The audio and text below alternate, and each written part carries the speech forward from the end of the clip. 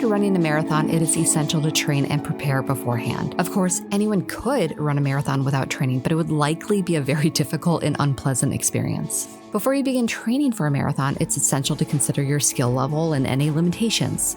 However, the type of shoes you wear and the climate or environment you train in are also significant factors.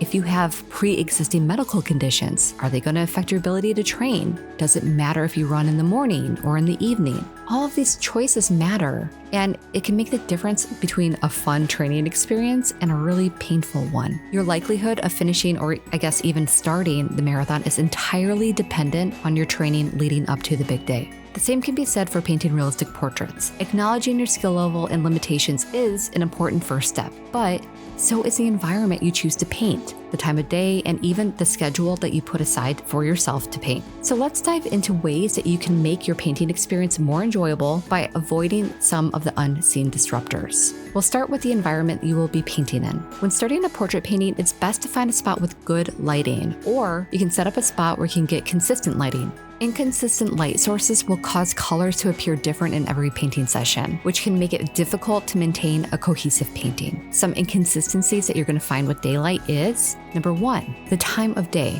The time of day has a major impact on the light's quality. For example, morning and late afternoon light are softer and more diffused, while noon light is harsher. Number two, northern facing light versus southern facing light. When the sunlight shines directly into your studio, working space, or kitchen, or wherever, the shadows are going to be harsh. If you have a choice, set up your space so that the light is coming in from the north.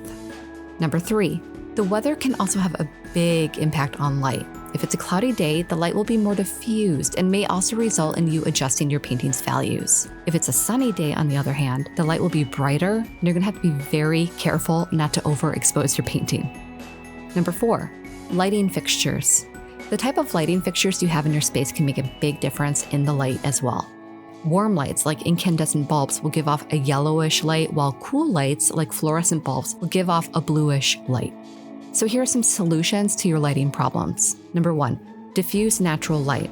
If you do have light that is shining through your window and it's harsh, you can put a light diffusion on your window, such as like a sheer curtain, tracing paper, parchment paper, or even wax paper. That will help you soften very strong light. Number two, you can work near a north-facing window like I've already mentioned before. If you have the option, just set up your workspace near a north-facing window, and the light will be more consistent and you won't have as many harsh shadows shining through your windows.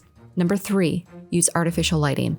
I personally always use a controlled environment of light, mainly because I also personally work best at night, and having consistent lighting always helps me with the painting process. I use daylight bulbs in all of my lamps, and I personally like the GE Reveal because they have very little blue in them, and they give a clean white light. The next unseen disruptor that we're going to talk about in the environment you work in is a location you will set up without having to consistently move your materials. This can be a countertop, easel, or even a desk. And the point is, you want to avoid having it set up and then having to break it down each and every night. I mean, obviously this does come with the territory, and if you can't make this happen, that's okay too. But if you have a choice, this is going to save you a lot of time and frustration in the long run. Next is, are you comfortable? Are you comfortable but still able to keep focus? And I think this is important because you're going to want to be able to work for long periods of time without either getting too comfortable and falling asleep, or getting too uncomfortable and needing to take too many breaks. So why don't we talk about a few options? 1. Your chair. Sitting on a hard floor or chair for long periods of time can cause back pain, so consider getting a comfortable chair or stool. I personally like to have a small footstool to prop my feet up on while I'm painting, and this helps me maintain good posture and avoid back pain. 2. Stand.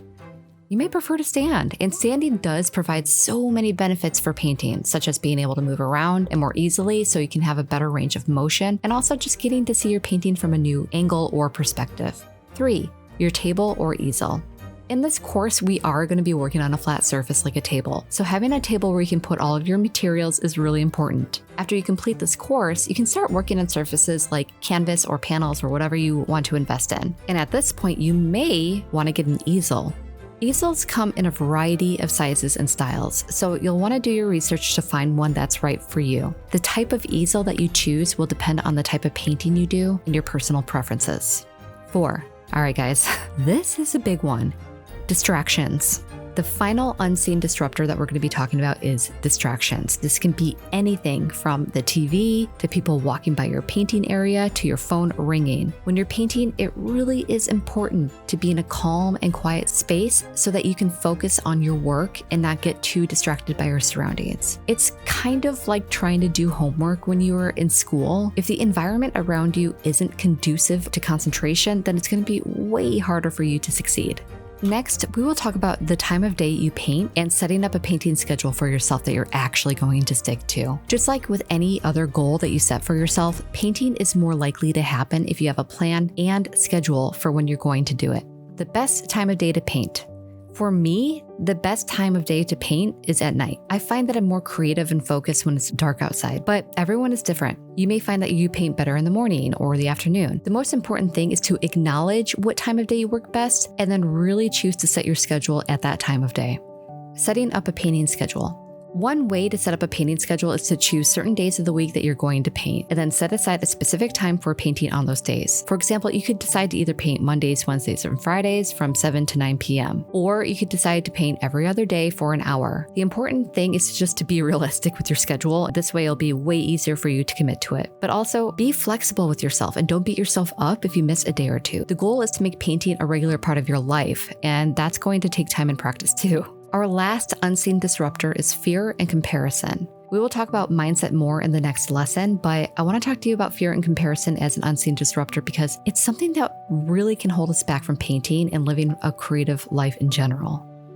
Fear. There are a lot of fears that can come up when we're painting or when we're thinking about painting. We might be afraid of not being good enough or about making a mistake or not knowing what to paint. These are all normal fears and they're something that we just have to learn to deal with if we want to be successful at painting. The best way to deal with fear though is to just kind of face it head on because the more you paint, the more you're going to realize that making mistakes really is part of the process. The easier it's going to be to let those fears go and realize that every single painting is an exercise no matter where our skill level is at that point in time.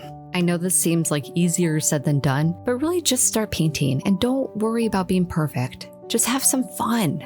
Next, comparison. Another thing that can hold us back from painting is comparison. When we compare ourselves to other painters or to the paintings that we see in museums, it's so easy to feel like we're not good enough. But the truth is, everyone has to start somewhere. The best way to move forward is to focus on progress measured by the last painting you did. And don't compare your paintings to anyone else. Focus on your own personal journey and your own progress.